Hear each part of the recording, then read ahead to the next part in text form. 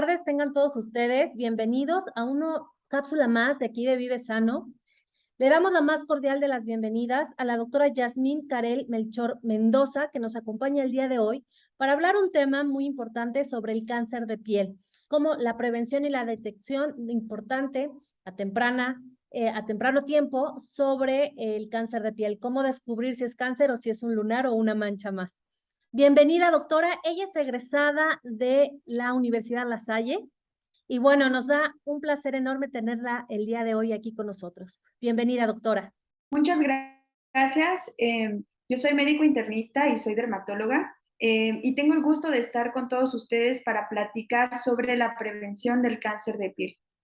Quiero exponerles los factores de riesgo, los tipos de cáncer más frecuente y, por supuesto, las medidas que podemos hacer todos los días para protegernos. Vamos a evaluar en esta plática los 3 tipos de cáncer de piel más importantes. El primero es el carcinoma vasocelular, el segundo es el carcinoma de células escamosas, el tercero es el melanoma y finalmente las estrategias puntuales de prevención y diagnóstico oportuno. Fíjense que el cáncer de piel se clasifica de la siguiente forma.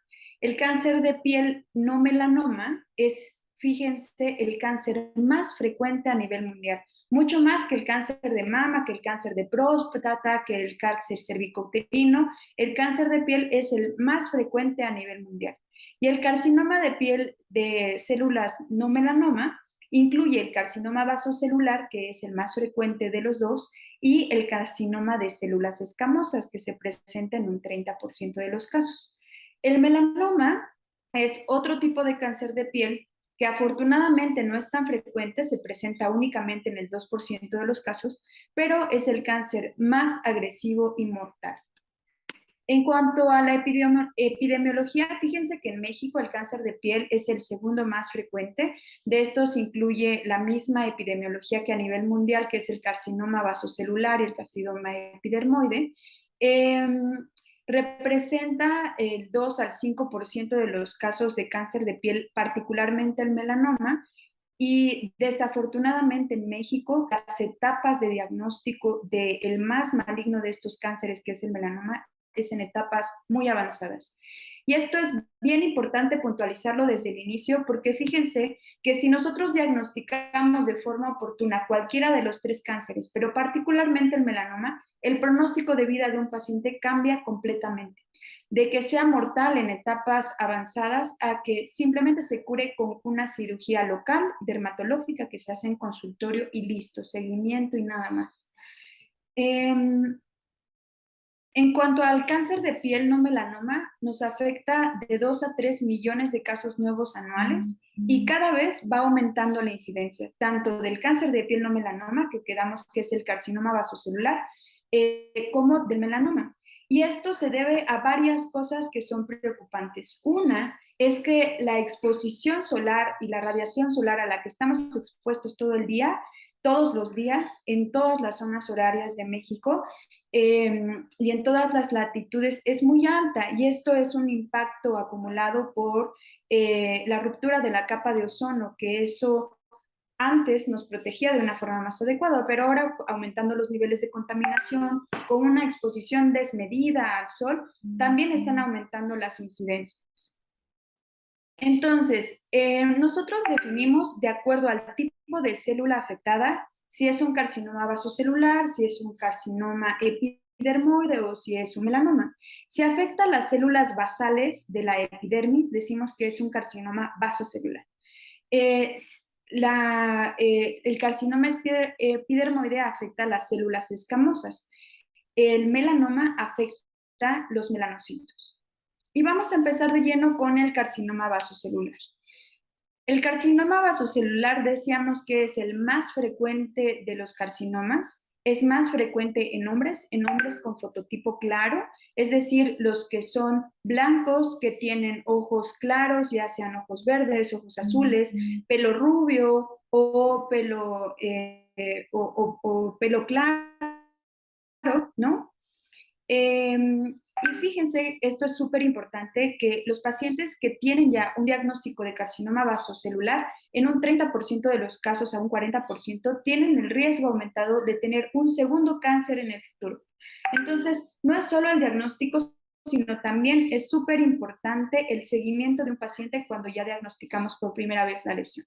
¿Cuáles son los factores de riesgo? Los factores de riesgo es tener una quemadura solar.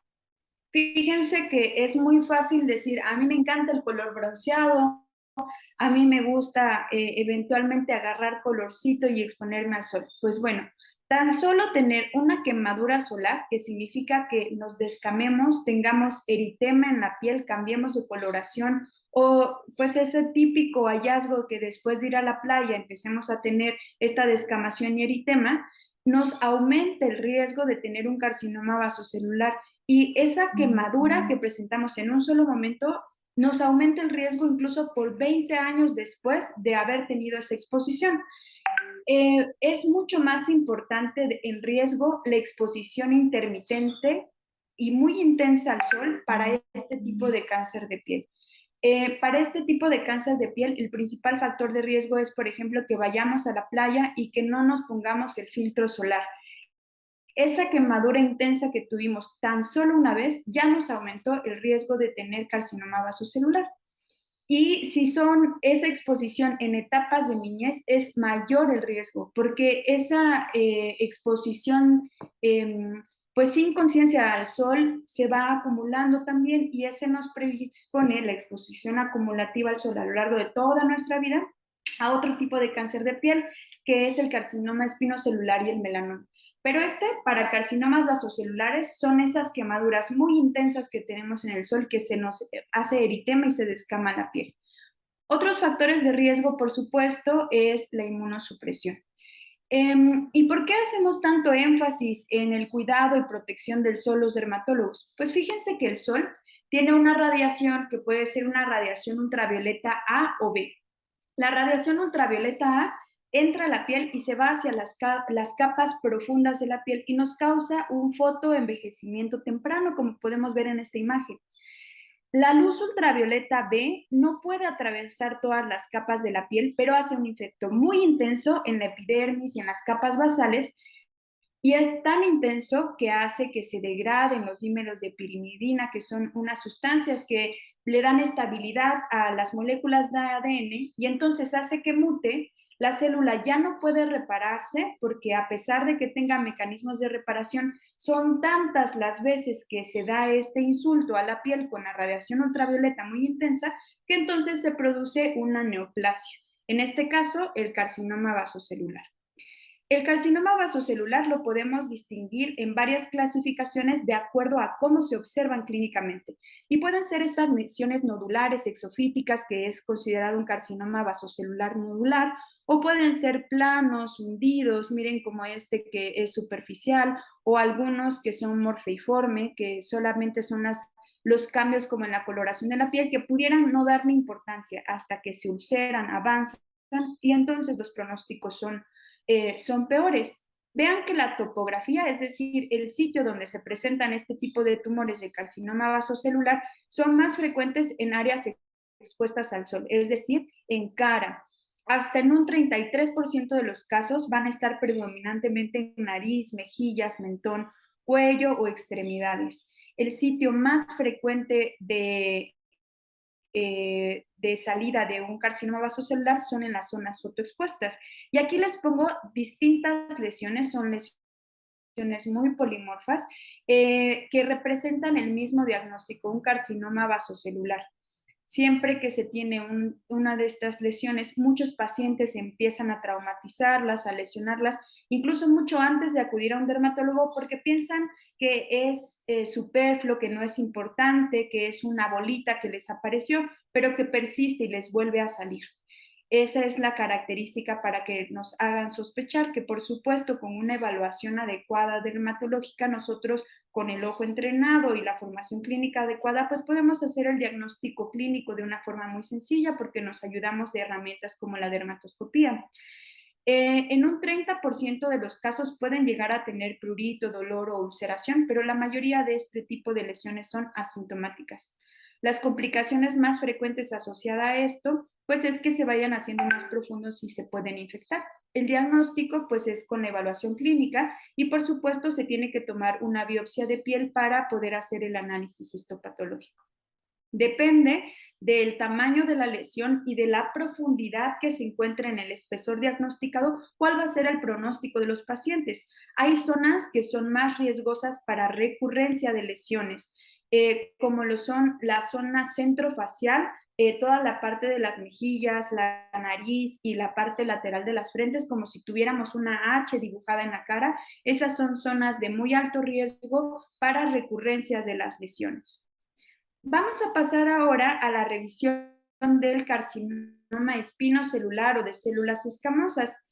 Pues resulta que este cáncer es un tumor cutáneo también muy común que se debe a la proliferación de los queratinocitos o las células suprabasales del epidermis, que decíamos que son las células espinosas, es una parte de la evolución en la epidermis, como van madurando las células.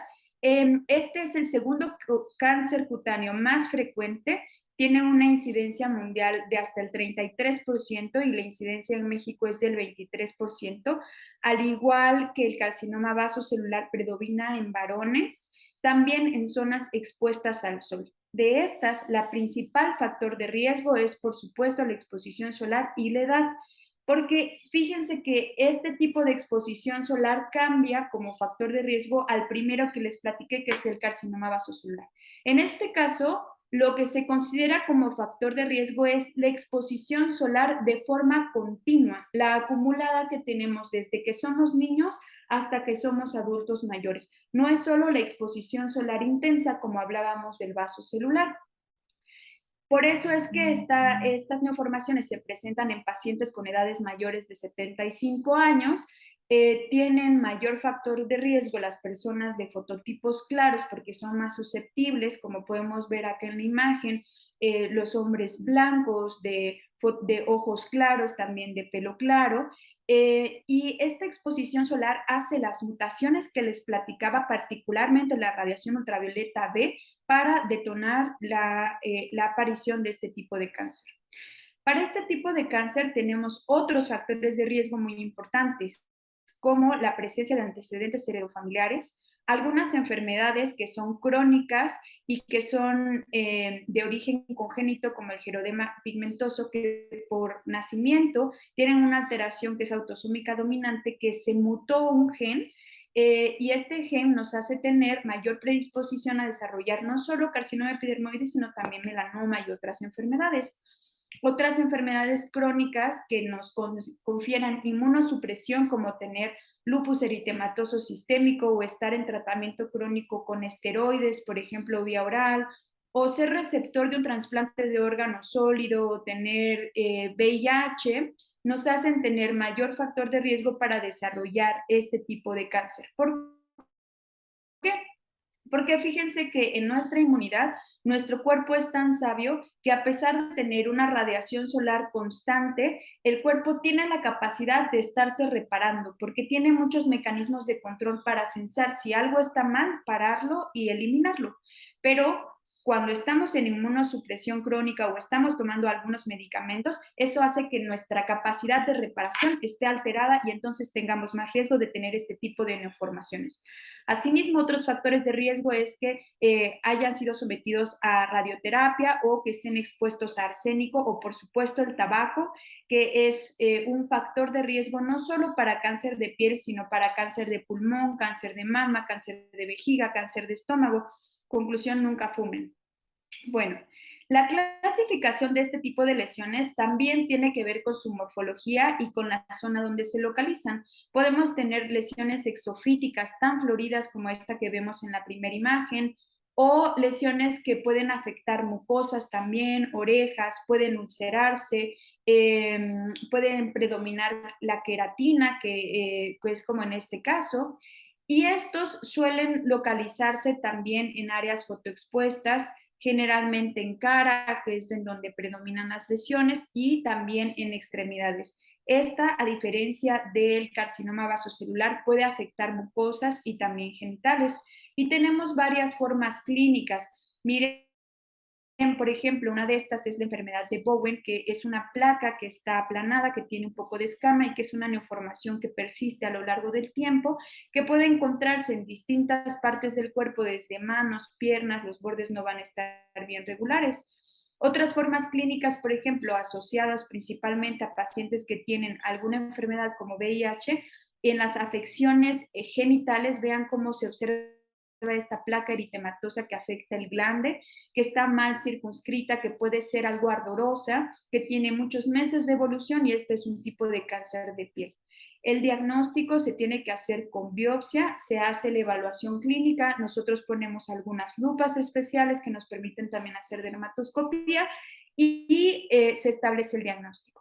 El pronóstico de estos casos, al igual que la enfermedad previa, depende de qué tan profundo esté invadiendo ya el tumor en las capas de la piel y también de la localización. Hay zonas que nos dan más riesgo. Por ejemplo, el carcinoma epidermoide, que afecta a mucosas, ya sea mucosa oral o mucosa genital, es mucho más agresivo que el que solo afecta piel, pero depende del tipo de diferenciación y de la invasión el pronóstico.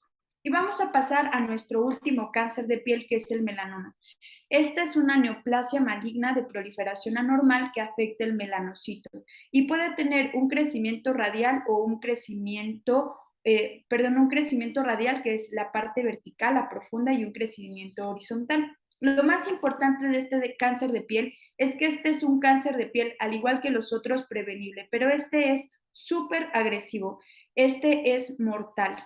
Este es muy frecuente, por ejemplo, en zonas como Australia o Nueva Zelanda, donde hay mayor daño a la capa de ozono, y por eso es que se tiene también, por la altitud y la latitud de estas zonas, una mayor incidencia de este tipo de enfermedad. Dentro de los factores de riesgo para el desarrollo de melanoma se encuentran que tenga una historia familiar, esto les da un mayor riesgo, pero también que presenten nevos atípicos, que son nevos que presentan ciertas características de asimetría, de coloración distintos, que nos dan de 3 a 20 veces más riesgo de desarrollar melanoma en los siguientes años, cuando tenemos cuando menos unos 5 nevos atípicos. También hay personas que tienen por sí mismas muchos lunares, ¿no? Los lunares, hay personas que nacen con poquitos y hay personas que nacen con muchos. Si usted tiene más de 25 lunares en todo el cuerpo, tiene un riesgo aumentado de desarrollar melanoma y por lo tanto tiene que cuidarse muchísimo del sol, porque es la única forma que podemos prevenirla. Los fototipos muy claros, los pacientes pelirrojos, ojos verdes, azules, también tienen más riesgo de desarrollarlo. Y en esto, la exposición intermitente es también la causada, es decir, esa vez que fueron a exponerse al sol a la playa, se quemaron, regresaron como camarones, pues fíjense que les aumentó de 1.6 a 1.8 veces el riesgo de presentar melanoma. Hay alguna literatura que dice que es hasta 5 veces más el riesgo, es muchísimo. Y muchas veces, es más, es raro el paciente que no ha tenido una exposición intensa al sol de esa forma. El melanoma se clasifica de acuerdo a la morfología en léntigo maligno de extensión superficial, nodular o acral lentiginoso. Miren este caso de melanoma de extensión superficial, este es el tipo más común en el mundo, el segundo más común en México. Se presenta en pacientes de mediana edad, generalmente se puede ver en espalda, en piernas, y vean cómo es esta lesión. Esta lesión, para empezar, es asimétrica, tiene los bordes mal definidos. Si ustedes observan con detenimiento, hay varios colores dentro de la misma lesión. Podemos encontrar negro, marrón oscuro, un café claro, y podemos observar también áreas blancas y cristalinas. Tenemos otra forma de melanoma, que es el melanoma nodular. Este es un melanoma muy agresivo porque tiene un crecimiento hacia la parte profunda muy rápido, por eso es que es muy agresivo. Y esta otra forma es el melanoma acral lentiginoso, que fíjense que esta es la forma más frecuente de presentar melanoma en México. Las personas no estamos acostumbradas a hacernos revisiones completas de la piel, ni en la cara, ni en el cuerpo, pero mucho menos en plantas. Esto de no revisarse con frecuencia hace que tengamos lesiones que no nos percatemos que están creciendo, que se están oscureciendo y que entonces el diagnóstico sea más tardío. El melanoma puede afectar uñas, plantas, punta de los pies, Y finalmente, otra forma es el melanoma léntigo maligno, que este se asienta con frecuencia en la cara. Vean cómo el melanoma puede afectar piel, mucosas y otras zonas, tienen morfologías clínicas muy variadas, pueden ser desde manchas, pápulas, neoformaciones cupuliformes, puede haber úlcera o incluso pueden no tener color. Vean cómo estas zonas pues son de melanoma, estas dermatosis son fotografías clínicas de melanomas muy floridos que ya son invasores, que probablemente ya tengan metástasis y que el pronóstico de estos pacientes va a ser muy malo. Vean cómo en el melanoma en México se puede localizar en cualquier lado, pero en el pie es muy frecuente, por eso es que cualquier lunar en el pie se tiene que evaluar. El diagnóstico, por supuesto, se hace con biopsia, el cual es el gol estándar, y entonces cuando nosotros evaluamos la biopsia, vemos qué tan profundo está el melanoma a través de unos índices, que es el índice de Breslow, el que más utilizamos, y con esto podemos establecer pronósticos para los pacientes y también podemos determinar si tenemos que hacer estudios de evaluación aparte de la biopsia para detectar de forma temprana metástasis y también saber si el paciente requiere únicamente un tratamiento quirúrgico local o vamos a requerir un tratamiento multidisciplinario con radioterapia o con inmunoterapia. Finalmente, el pronóstico del melanoma está determinada por ese índice de Breslow que les platiqué y por algunas otras características que nosotros buscamos en la biopsia y, por supuesto, el tiempo de evolución. Y vamos a la parte más importante para concluir esta plática sobre la prevención del cáncer de piel. Ya hablamos de los 3 tipos de cáncer de piel más frecuentes, que es el carcinoma vasocelular, el epidermoide y el melanoma. Fíjense que el cáncer de piel representa un alto costo en salud a nivel mundial. Y lo más importante de esto es que es un riesgo prevenible, ya que podemos nosotros bloquear la exposición solar de los rayos ultravioletas y evitar que haya estas mutaciones. Fíjense que la radiación solar tiene un espectro de onda muy amplia. La radiación solar tiene radiación ultravioleta C, que se mantiene en las nubes y es bloqueado por la atmósfera, pero la que sí atraviesa la atmósfera es la radiación ultravioleta B, A y el espectro de luz, que es la luz visible. Incluso también la radiación infrarroja. Entonces, todo este espectro de luz es lo que nosotros tenemos que protegernos de la radiación solar, no solo la UVA ni la UVB. La distinción de la radiación UVA y UVB es la longitud de onda que tienen y por lo tanto la profundidad en la que van a penetrar a los tejidos. Decíamos que la radiación ultravioleta B se queda en la epidermis, la ultravioleta A pasa a través de la epidermis y llega a tejidos más profundos, al igual que la luz visible y la luz infrarroja. Estas 3 últimas se encargan del fotoenvejecimiento cutáneo, es decir, de producir arrugas tempranas. La ultravioleta B es de alta energía, entonces esta radiación ultravioleta es la que desencadena el daño directo al ADN, produciendo mutaciones específicas en un sitio que se llama P53. Para el efecto de la radiación ultravioleta tienen que ver la latitud, la nubosidad, la altitud, la capa de ozono y la capacidad de reflexión por el suelo. Es muy frecuente que los pacientes piensen que si hay un día nublado no tenemos que utilizar fotoprotección o que si no salimos de casa no tenemos que utilizar fotoprotección y esto es un error, hay que utilizarlo. También es un error pensar que si está nevando no tenemos que utilizar fotoprotección y es cuando más tenemos que utilizar fotoprotección porque ahí tenemos que considerar la reflexión por el suelo. Al ser blanco refleja toda la luz y nos da con mayor intensidad la luz que nosotros recibimos y la luz que reflejamos. La nubosidad, a pesar de que haya nubes, recuerden que las nubes no limitan el paso de la radiación ultravioleta ni A ni B, entonces esas hay que utilizarlos y probablemente podamos tener esta falsa percepción de que estamos más protegidos porque hay nubes y no es verdad.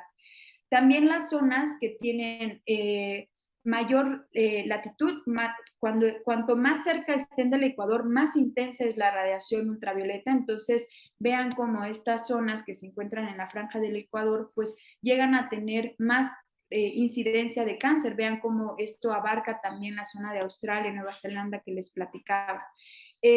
La capa de ozono, al estar dañada, ya no nos protege por completo contra el paso de la radiación ultravioleta y entonces eso también nos aumenta la incidencia de cáncer de piel.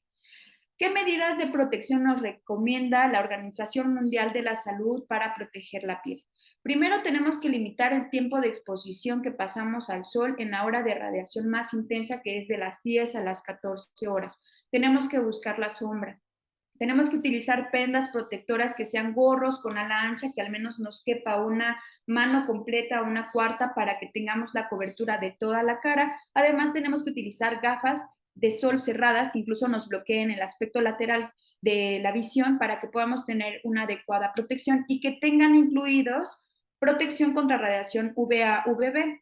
Fíjense que también hay otras medidas de protección, por supuesto, usar manga larga, los tejidos que son oscuros o que tienen el entramado más apretado, por ejemplo, como la mezclilla, nos protege mucho mejor que el algodón, pero podemos utilizar unas sustancias, por ejemplo esta que es el Sunwards Reed, que tiene una sustancia que se llama Tinosorb, que hagan de cuenta que es como un detergente que se le agregan a las prendas y este hace que tenga una que tenga una protección solar porque el Tinosorb es una pantalla física que nos ayuda a reflejar por completo el sol y entonces con esto hacemos que no penetre a la piel.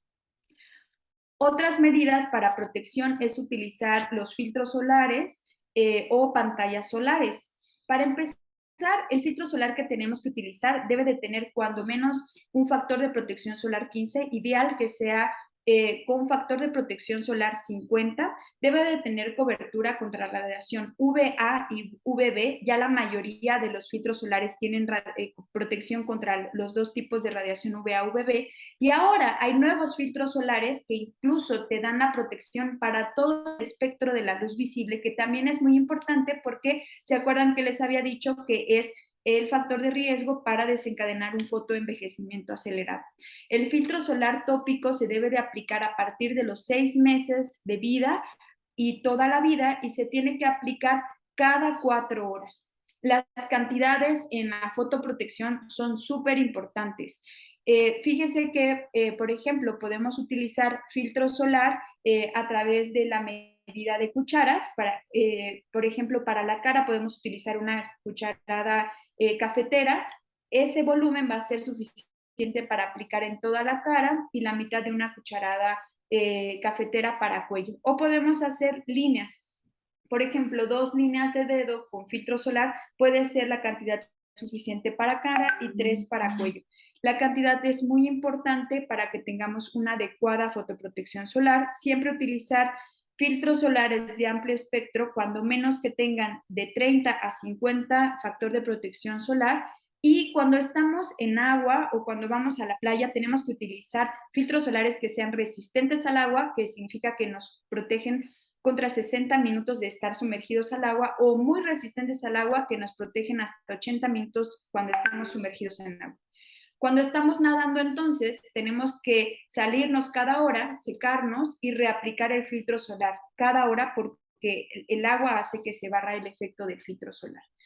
Estas son medidas indispensables que tenemos que hacer y ustedes se podrán preguntar, bueno, ¿cómo elijo el filtro solar? Estas son medidas muy puntuales que tenemos que hacer. Recuerden que sean para cobertura UVA, UVB, de preferencia que tenga resistencia al agua para que también nos proteja si sudamos, y que la reaplicación es cada 3 horas y si estamos bajo exposición solar directa o nos metimos a nadar, la reaplicación es súper importante y tenemos que hacerla cada hora. Otras medidas de prevención es la autoexploración. En la autoexploración es súper importante, así como en el cáncer de mama, que tenemos que revisar que no palpemos alguna bolita. Nosotros tenemos que conocer perfectamente nuestra piel, incluyendo las palmas, las plantas, detrás de las orejas, para poder saber si hay alguna lesión que empieza a crecer y entonces ir a evaluación dermatológica de forma oportuna. ¿Cómo se realiza la autoexploración? Primero la tenemos que hacer de forma mensual, podemos ayudarnos de algún compañero que puede ser nuestro esposo, nuestro amigo, nuestro novio, nuestra mamá o algún familiar de confianza que nos ayude a revisar las partes donde nosotros no podemos ver, como la espalda. Si no tenemos a alguien que nos ayude, podemos hacerlo solo a través de un espejo para poder revisar todas las lesiones que tenemos y conocernos muy bien. Esto se los dejamos de forma mensual a los pacientes, por ejemplo, que tienen alto riesgo, que ya han tenido un carcinoma vasocelular, epidermoide o melanoma o que tienen historia familiar de desarrollo de melanoma. Y si detectan alguna lesión que está creciendo o que está anormal, entonces inmediatamente acudir al dermatólogo. Entonces, estas herramientas de tamizaje que les enseñamos a los pacientes se basan en cosas clínicas que son muy fáciles de aprender y que hoy vamos a revisar. La primera de ellas está el signo del ABCD del melanoma. Esto sirve para evaluar lesiones pigmentadas, es decir, negritas que aparecen en la piel. El ABCD es una mnemotecnia donde A significa asimetría. Si uno traza a la mitad una línea horizontal y una vertical y son asimétricas un lado con el otro o de arriba para abajo, entonces nos confiere un punto. Si los bordes son irregulares, unos se ven definidos y otros no se ven bien definidos, nos da otro punto. Si existen más de 3 colores en la misma lesión, si el diámetro es mayor a 6 milímetros y si está creciendo en el tiempo, estos son signos que nos tienen que llamar la atención para ir inmediatamente a valoración por el especialista. Otra evaluación es, por ejemplo, hacer el signo de patito feo. Si tenemos muchos lunares, por decir, en la espalda y todos son muy parecidos, pero tenemos uno que es particularmente distinto de los demás, entonces hay que evaluarlo. Ese signo del patito feo es muy importante, no solo en la parte clínica, sino incluso también en la parte dermatoscópica, que es lo que nosotros utilizamos. El cáncer de piel puede ser prevenible. Se previene con medidas muy fáciles, muy puntuales y sobre todo es acudir de forma temprana al dermatólogo. Espero que esta plática haya sido de utilidad. Muchas gracias. Doctora, muchísimas gracias por esta explicación y esta aclaración de saber reconocer entre cada una de las manchas y lunares que podemos llegar a presentar en nuestro cuerpo, detectarla y acudir lo más pronto posible con un experto como usted. Le agradecemos mucho sus atenciones. Gracias por estar el día de hoy con nosotros aquí en Vive Sano y esperamos que muy pronto podamos contar nuevamente con su presencia. Muchas gracias, doctora. Hasta luego.